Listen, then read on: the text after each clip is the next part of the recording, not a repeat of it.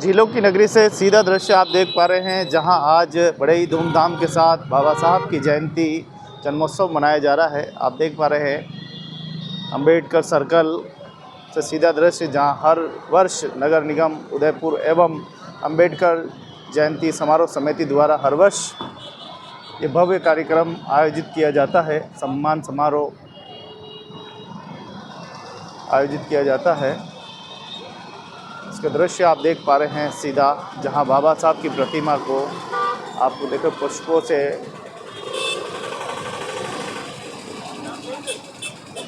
बड़ी संख्या में यहाँ पर सभी सामाजिक संगठन मौजूद है।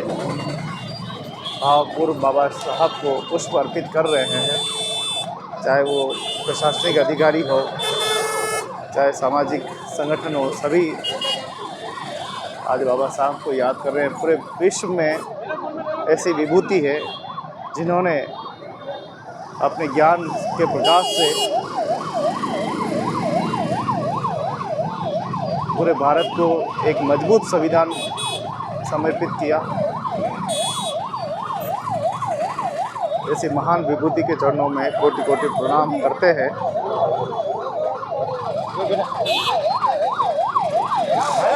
झीलों की नगरी उदयपुर में सीधा दृश्य आप देख पा रहे हैं, जहां अंबेडकर सर्कल पे बाबा साहब को पुष्पांजलि अर्पित करके जन्मोत्सव मनाया जा रहा है। नमस्ते। आज सबको बाबा साहब भीमराव अंबेडकर की 135वीं जयंती पर हार्दिक नमन, शुभकामनाएं। आज हम बाबा साहब अंबेडकर को समानता दिवस और ज्ञान दिवस के उपलक्ष्य में याद करते हैं।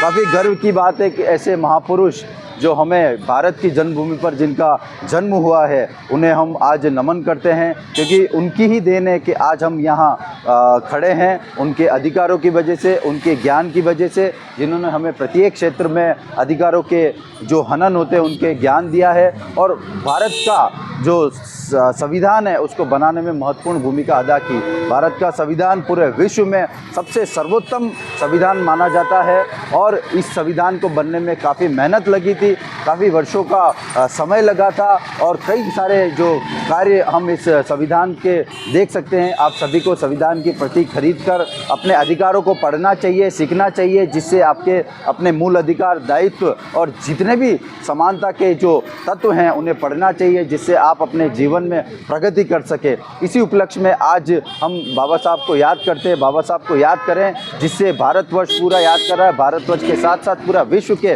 जिसमें लगभग 65 देशों के अनुयायी जो बाबा साहब अंबेडकर के हैं। इसी उपलक्ष्य में केंद्र और राज्य सरकार भी जो अनुसूचित जाति जनजाति वर्गों के लिए काफ़ी जो योगदान का कार्य किया है, जिसमें उद्यम हो गया, ऋण की व्यवस्था हो गई, मुख्यमंत्री मुद्रा योजना को हम देख सकते हैं। ऐसी कई सारी जो योजना है वो भी वर्गों के लिए चलाई गई है। तो अब अंबेडकर की जयंती पर आज हम कोट चौराहा उदयपुर में हम सभी एकत्रित हुए हैं, और इसी उपलक्ष्य में एकत्रित होकर हम बाबा साहब अंबेडकर को याद भी कर रहे हैं। और इन्हीं को याद करते करते आज जो सभा स्थल पर जो रखा गया उनकी जयंती के उपलक्ष्य में ये हम याद कर पा रहे हैं। आप सभी जो उदयपुर के शहरवासी हैं, आप सभी पधार सकते हैं, बाबा साहब के जो विषय पर बात कर सकते हैं, सुझाव दे सकते हैं, और सभा स्थल में शामिल हो सकते हैं। सत सत नमन। बाबा साहब अंबेडकर अमर रहे। Very good.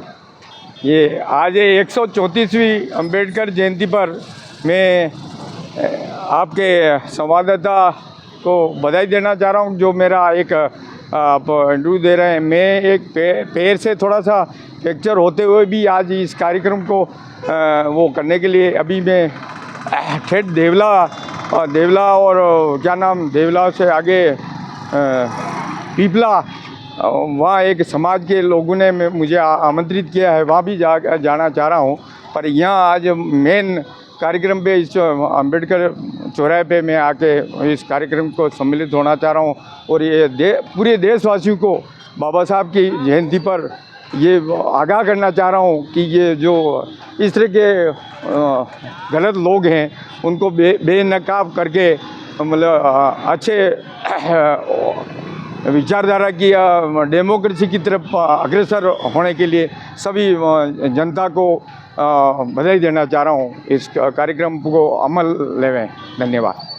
तो आप देखिए कि आज अंबेडकर सर्कल पे आदरणीय गुरुदेव लालू राम जी भी यहाँ पधारे हैं। पैर से कमज़ोर होते हुए भी आप देखिए इनकी आत्मविश्वास कमज़ोर नहीं है, नहीं मैं आत्मविश्वास से भरे हुए हैं और आज बाबा साहब की जयंती पर हाथ में ध्वज लेकर खड़े हुए हैं। लेकिन वहीं हम देखें कि प्रशासन ने रात को वो जो ऊपर लगा हुआ ध्वज है, डंडा खड़ा है लेकिन ध्वज नहीं दिखाई दे रहा है, और उस बात को लेकर अभी यहाँ काफ़ी चर्चाएं हो रहे हैं। आइए हम मिलते हैं शंकर चंदेल से, मिलेंगे और जो पार्षद है उनसे हम मिलेंगे, क्या कुछ उनका कहना है कि आखिर ये झंडा क्यों उतारा गया। बहुत गलत लोग हैं ये, न जाने इस देश में क्या हो गया है कि किसी भी विभूति की जयंती आती है तो पता नहीं प्रशासन इन ध्वजों को आखिर क्यों ले लेता है। आखिर इतने ध्वज यहाँ बड़े भक्तिभाव के साथ, आस्था के साथ, समर्पण भाव के साथ लगाए जाते हैं, लेकिन पता लगा कि इस ध्वज को उतार दिया गया है। उसके बाद कहीं न कहीं भावनाओं को जो है ठेस पहुंचती है। और भारतीय संस्कृति में तो हमारे ध्वज हमारे लिए बहुत ही महत्वपूर्ण है। इसी ध्वज के तले कई युद्ध हुए हैं, इसी ध्वज के तले हमने आज़ादी पाई है, इसी ध्वज के तले आज हम एक साथ रहते हैं। इन ध्वजों के साथ इस प्रकार की जब भी सुनते हैं तो बड़ा दिल में दर्द होता है। हमारे बीच में शंकर चंदेल जी है, वो कुछ किस बात की कहना चाहेंगे। जिस तरह से 134वें बाबा साहब की जन्म समारोह पर आप सभी देशवासियों को मेरी ओर से हार्दिक शुभकामनाएं और बहुत बहुत बधाई। जिस तरह से आज हाँ यहाँ पर बाबा साहब की जयंती समारोह का आयोजन हुआ जा रहा है और कल रात्रि को जयंती के एक दिन पूर्व यहाँ दीप प्रज्वलित कर बाबा साहब की जयंती मनाने, जयंती के एक दिन पूर्व दीप प्रज्वलित किए हैं। उसी दरमियान सभी जयंती पर सभी जगह मंदिर हो, चाहे किसी भी धार्मिक स्थल हो या चाहे कोई भी समाधि हो या कोई भी सर्कल हो, स्टेच्यू हो, उस पर ध्वजारोहण होता है जयंती के उपलक्ष्य में। कल हमने यहाँ पर बाबा साहब की 134वीं जयंती पर हमने ध्वजारोहण कार्यक्रम रखा। यहाँ पर जयंती पर ध्वजारोहण कार्यक्रम रखा और कार्यक्रम रखने में ऊपर जो इतनी बड़ी बनी हुई बल्ली है उसके ऊपर हमने जो लगाया है उसके ऊपर ध्वजारोहण कार्यक्रम था, मगर प्रशासन द्वारा उसे आकर हटवा दिया गया है। हमने बार बार मन्नत करी और हमने पूछा कि क्या कारण है, आप इस ध्वजा को क्यों हटाना चाह रहे हैं। तो उन्होंने बोला कि यहाँ पर कोई इशू है। मैंने कहा क्या इशू है, आप बता दीजिए। कोई मंदिर होता है, हम उस मंदिर में जन्म उत्सव मनाते तो उस मंदिर के ऊपर ध्वजारोहण करते हैं। सबसे पहले कार्यक्रम हमारे धर्म के इस अनुसार ध्वजारोहण कार्यक्रम होता है। शिक्षा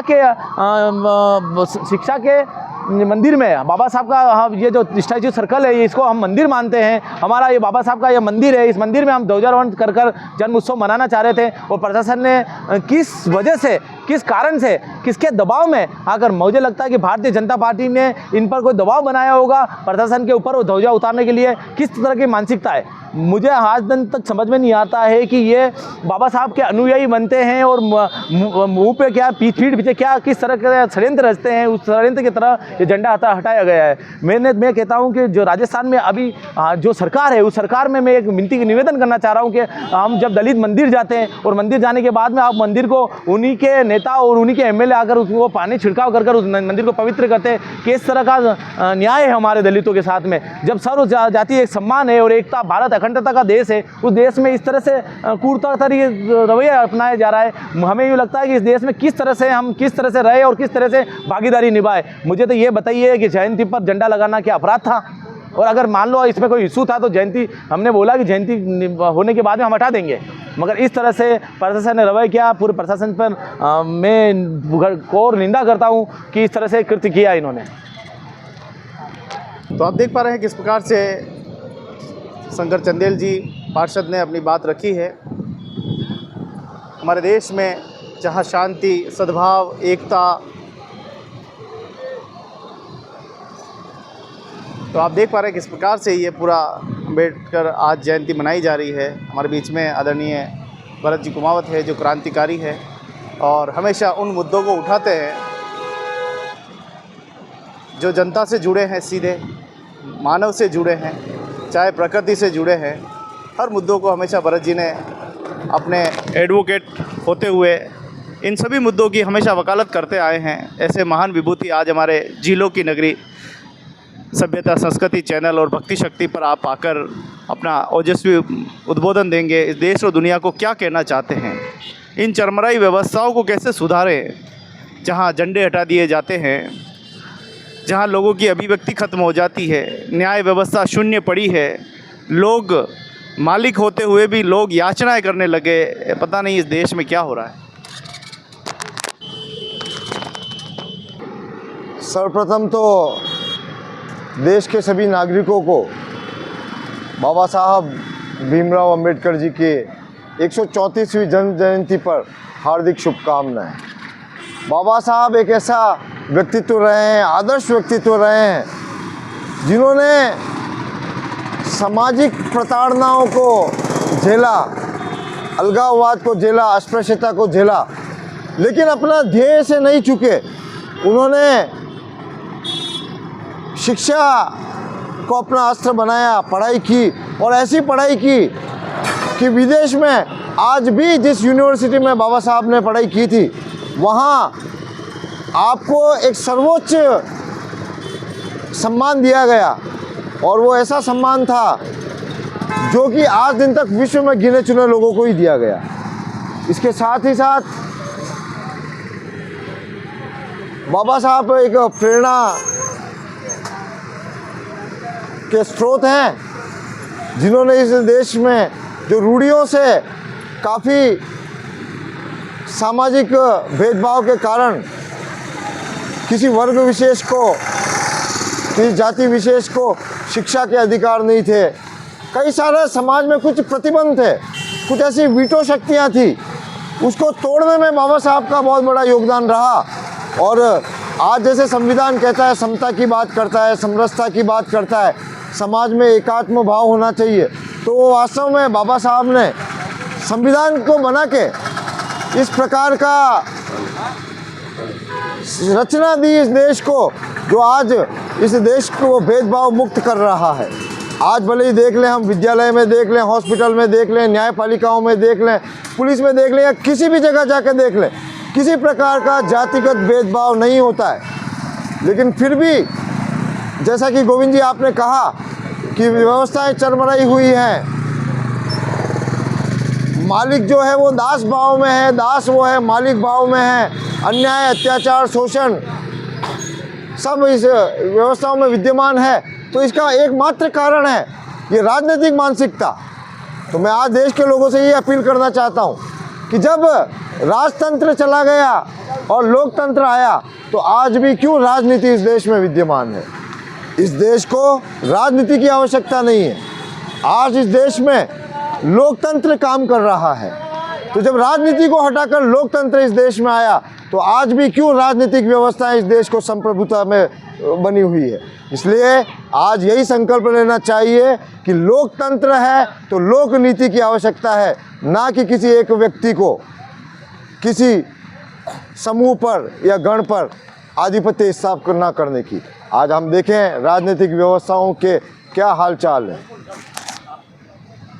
कि राजनीतिक व्यवस्थाओं के चलते आज एक प्रतियोगिता देश में चल पड़ी है। हर किसी को राजनीतिक महत्वाकांक्षाओं की पूर्ति करने का शौक़ चढ़ा है। कोई भी इस देश में बाबा साहब का जो स्वप्न था, जो महात्मा गांधी का स्वप्न था, जो हमारे स्वतंत्रता सेनानियों का स्वप्न था, आज कोई भी उस स्वप्न को पूर्ति करने में नहीं लगा हुआ है। जबकि सबको ऐसा लगता है कि सत्ता प्राप्त हो जाएगी तो इस देश का समाधान हो जाएगा। जबकि वास्तविक सत्य ये है कि जब जब सत्ता की महत्वाकांक्षाएं मन में होगी तो समाज टूटेगा, समाज बटेगा। और आज बाबा साहब ने भी यही संदेश दिया संविधान के माध्यम से कि यह देश एक होना चाहिए, समाजों में समरसता होनी चाहिए, समता होनी चाहिए, और व्यवस्थाओं पर समाज का नियंत्रण होना चाहिए। इसी के साथ आज बाबा साहब भीमराव अंबेडकर की 134वीं जयंती पर मैं सभी देशवासियों से यही प्रार्थना करना चाहूँगा कि संविधान का मान ही हमारा सम्मान है। बाबा साहब ने, संविधान ने अधिकार तो दिए हैं, लेकिन उसके साथ संविधान नागरिक कर्तव्य भी देता है। जिस दिन इस देश का प्रत्येक नागरिक अपने कर्तव्य समझने लग जाएगा और इन व्यवस्थाओं को अपना मानने लगेगा, इस सरकार को अपना मानने लगेगा, तो इस देश में सभी स्वतंत्रता सेनानियों का स्वप्न जो है वो धरती पर साकार होता नजर आएगा। और बस यही है कि न्यायपालिका की गरिमा की रक्षा करना प्रत्येक नागरिक का प्रथम कर्तव्य है, सर्वोच्च धर्म है। और आज भले ही शास्त्र पुराने ज़माने में चलते थे, लोग शास्त्रों से अपना जीवन यापन करते थे, लेकिन आज का ये सत्य है कि भारत का संविधान ही सर्वोच्च शास्त्र है। भले ही धर्म समझें, भले ही कर्म समझें, संविधान की पालना करें, संविधान का ज्ञान लें। धन्यवाद। जय हिंद, जय भारत। कहाँ है संविधान? नदियों पे कब्जे हो रहे हैं, झीलों पे कब्जे हो रहे हैं, लोगों की अभिव्यक्ति पे कब्जे हो रहे हैं, लोगों के भुगतान नहीं हो रहा है। ये राजनीतिक मानसिकता, सड़क पे कानून व्यवस्था चरमाई हुई है, अपराध जन्म ले रहा है, ऐसे में आप संविधान की बात कर रहे हैं। देखिए संविधान तो मूलभूत स्रोत है। रात को झंडा उतार दिया गया। ये कुछ राजनीतिक मानसिकता के लोग आज भी हैं यहाँ पर। इनको समझना चाहिए कि अब वो दिन चले गए, राजतंत्र चला गया तो राजनीति भी जानी चाहिए, लोकतंत्र है तो लोकनीति आनी चाहिए। और प्रत्येक व्यक्ति, लोकतंत्र तभी सफल होता है जब वहाँ के नागरिक व्यवस्थाओं को में जितनी जिम्मेदारी से अपनी भूमिका निभाते हैं। इसलिए ये जितने दोष हैं ये कोई न कोई नागरिक ही है जो अपने कर्तव्य नहीं समझ रहा है और इस तरह की हरकतें कर रहा है जो देश में अशोभनीय मानी जाती है और समाज की समरसता और शांति को भंग करने वाले कुछ तत्व यहाँ विद्यमान हैं। लेकिन समय के साथ जैसे जैसे जागरूकता बढ़ी है, शिक्षा बढ़ी है, वास्तव में संविधान की व्यवस्था संविधान के अनुरूप चलने लगी है। देश में भेदभाव कम हुआ है, जातिगत भेदभाव कम हुआ है। और आज भी अगर कोई जातिगत भेदभाव कर रहा है, धार्मिक भेदभाव कर रहा है, तो वो केवल राजनीतिक मानसिकता से कर रहा है। क्योंकि बांटो और राज करो, ये एक बहुत चुनाव में जो है एक फॉर्मूला काम करता है गणित में कि जितना लोगों को बांटेंगे उतनी जीत आसान हो जाएगी। तो ये राजनीतिक कारणों से देश में कुछ समस्याएं आ रही है। धन्यवाद। जय हिंद, जय भारत। आज बाबा साहब भीमराव अंबेडकर की जयंती मनाने के लिए सभी तरह के लोग इकट्ठे हुए हैं और ये समय ऐसा है जब संविधान में दिए गए अधिकारों पर हमले हो रहे हैं, विरोध करने वालों को जेलों में बंद किया जा रहा है और जो शोषक जातियां हैं वो तलवारें लहरा रही है और प्रशासन उनको कुछ नहीं कह रहा है। और जब दलित लोग अपनी बात कहने के लिए इकट्ठा होना चाहते हैं तो उनको भी रोका जाता है और उन पर हमले किए जाते हैं। तो ऐसे टाइम पे बाबा साहब अम्बेडकर को याद करना बहुत ज़रूरी है। दूसरी बात ये है कि बाबा साहब एक इंसान थे और उन्होंने जो चीज़ें सामने रखी उसका अध्ययन होना चाहिए और उन्हें भगवान बनाने की कोशिश कभी भी नहीं होनी चाहिए।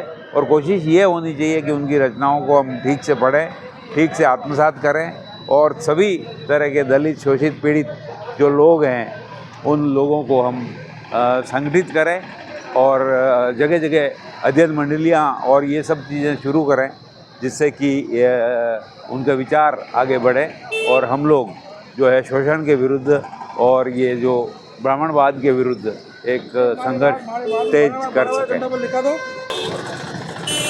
तो बाबा साहब की जयंती पर आज देखिए तमाम राजनीतिक सामाजिक संगठन आज मौजूद है।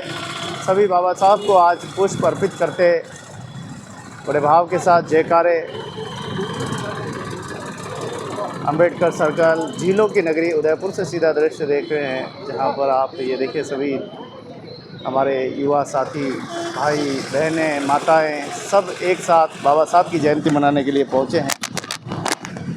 आखिर क्या है बाबा साहब की प्रेरणा? मेरा नाम अर्चना शर्मा है।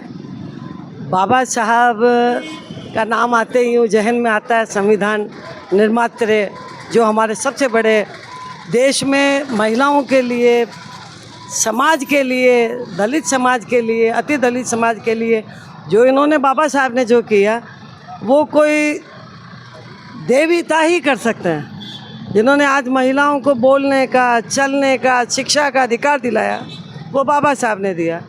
हम समाज को, जो दलित समाज के जो लोग हैं उनको ऊपर उठाने का अगर काम किया है तो बाबा साहब ने किया है।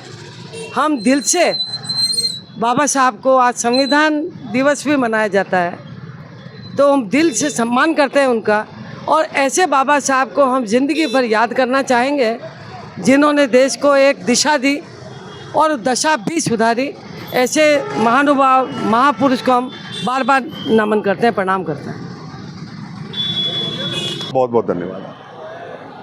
आज भारत के उस महामनीषी, उस महापुरुष का आज 134वां जन्म जयंती दिन है। आज का ये दिन पूरे भारतवर्ष के लिए बहुत बड़ा दिन है। आज इस सबसे बड़े लोकतांत्रिक देश में अगर जिस व्यक्ति ने संविधान दिया, जिस व्यक्ति ने ऊंच नीच, छोटे बड़े की जो एक डिस्टेंस था उसको मिटाने का काम किया, जिसने अपनी देश की महिलाओं को उच्च शिखर पे ले जाने का काम किया, जिन्होंने इस भारत को कानून दिया, और आज भी हम उसी संविधान के हिसाब से हमारा जीवन यापन कर रहे हैं। ये हमारा देश चल रहा है। आज मैं आपके चैनल के माध्यम से पूरे राजस्थान वासियों को और पूरे भारतवासियों को आज उस महापुरुष के जन्मदिन पर बहुत बहुत बधाई और शुभकामना देता हूं। कल सुभाष नेहरू मंडल के द्वारा भी उनके 134वें जन्म दिवस की पूर्व संध्या पर हमने 134 दीपक प्रज्वलित किए, उन्हें माल्यार्पण और पुष्पांजलि हमने देकर हमने उनके प्रति एक समर्पण भाव के साथ उन्हें धन्यवाद दिया कि आपने इस बड़े देश के लिए कानून व्यवस्था बनाने के लिए संविधान दिया। मैं आपके चैनल के माध्यम से और जो भी आपके चैनल के माध्यम से मेरी बात सुनेंगे, मैं उन सभी नौजवान भाइयों को यही निवेदन करना चाहता हूं कि जातिगत संरचनाओं को भूलते हुए, छोटे बड़े की भावनाओं को दूर में रखते हुए हम हमारे देश की उन्नति के लिए कैसे अग्रसर हो पाए। 2047 में भारत एक विश्व गुरु की कल्पना के साथ हमारे मोदी जी काम कर रहे हैं। हम सब इन सारी चीज़ों को भूलते हुए कैसे सन 2047 में मोदी जी के नेतृत्व में ये भारत विश्व गुरु बने, इसी कल्पना के साथ हम लोग चलेंगे। जय भीम, भारतीय जनता पार्टी की जय हो और भारत माता की जय। ध्वज की बात रह गई, ध्वज अभी आपके चैनल के माध्यम से और आपके माध्यम से और अभी 2 मेरे मित्र मिले थे, उन्होंने बताया कि कल यहाँ पर कोई झंडा लगाया था और आज शायद उतारा है। तो मैं मेरे वरिष्ठ जो भी नेता हैं उनसे और पुलिस प्रशासन के जो भी बड़े लोग हैं उनसे एक बार बात ज़रूर करनी चाहिए यहाँ पे भी कि ऐसा क्या रहा कि उसके वजह से ये करना पड़ा।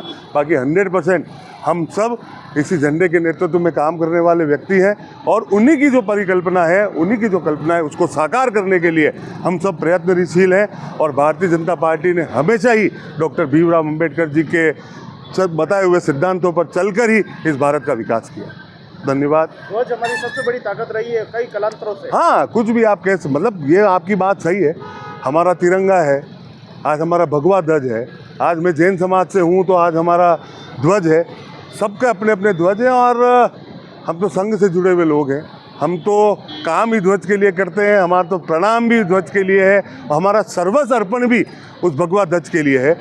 तो आज जो भी हुआ है उसके बारे में मुझे पूरी जानकारी नहीं है, पर अगर आपने कुछ बताया तो हमेशा 100% मैं अपने शीर्ष नेतृत्व को इसकी जानकारी दूंगा। बहुत बहुत धन्यवाद।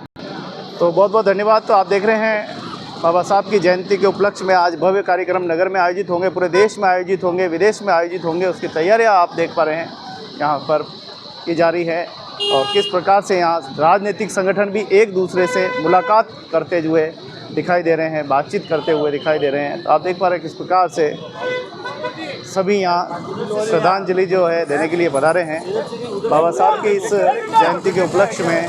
आप देखिए सभी सामाजिक, राजनीतिक सभी संगठन आज